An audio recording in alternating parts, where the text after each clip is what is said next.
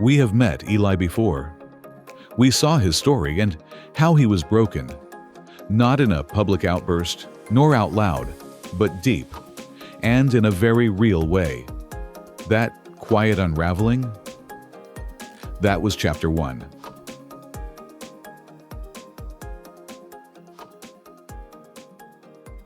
But now, the adventure continues.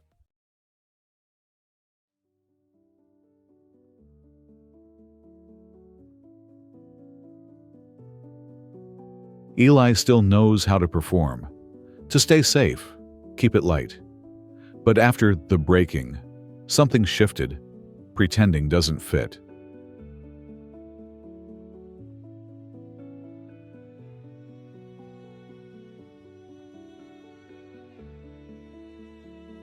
There's an ache now, an out of phase kind of restlessness.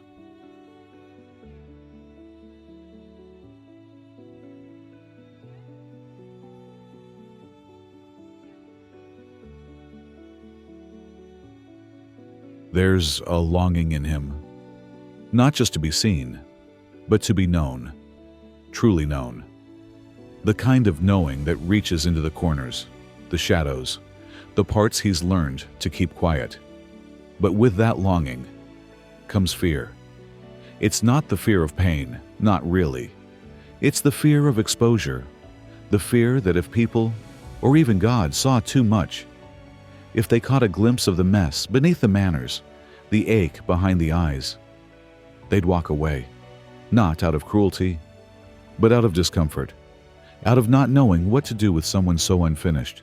And so he hides.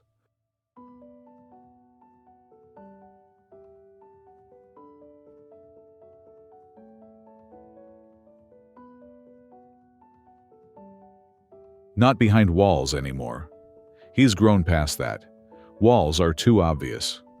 No, now he hides behind smiles, behind politeness, behind safe prayers that ask just enough to sound sincere, but not enough to risk disappointment. He's learned to manage vulnerability like a performance, offer just enough to seem open, but never enough to truly be known. Because what if knowing leads to leaving? He wants that kind of closeness, that depth, the kind where nothing is hidden, and nothing has to be. The kind of connection that doesn't flinch at broken places or silence in the middle of sentences.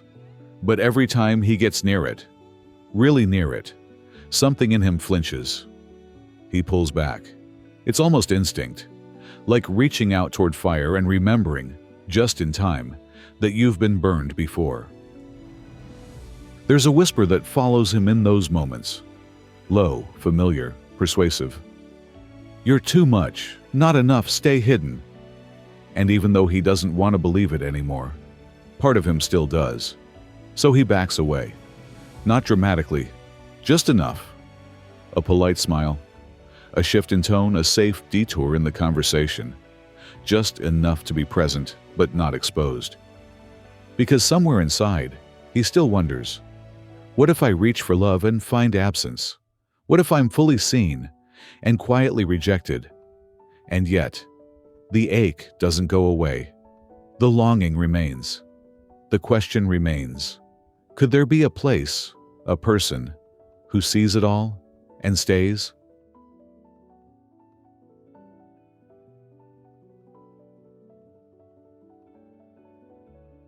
Even in a crowd, he feels unknown.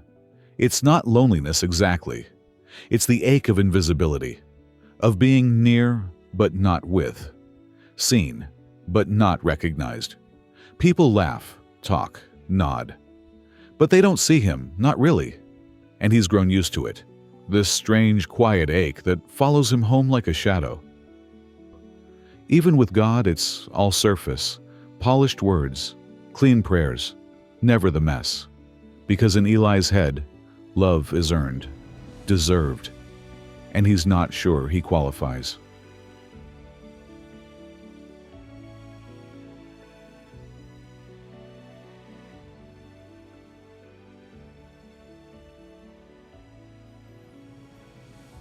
And that was the moment.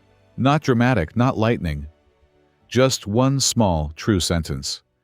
And God didn't flinch.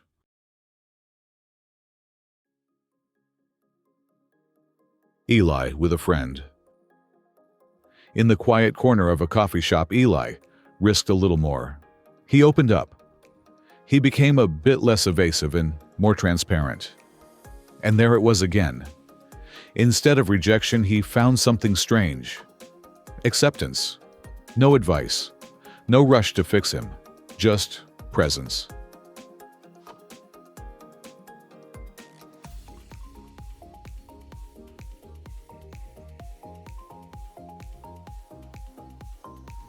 He's learning. Being known and being loved don't have to be opposites. That maybe, just maybe, love isn't something you earn. Maybe it's something you receive. With that realization, something begins to awaken in Eli. Gratitude.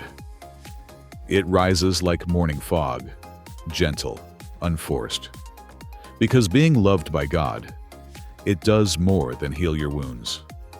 It stirs a feeling of gratitude and a desire to express your love to God.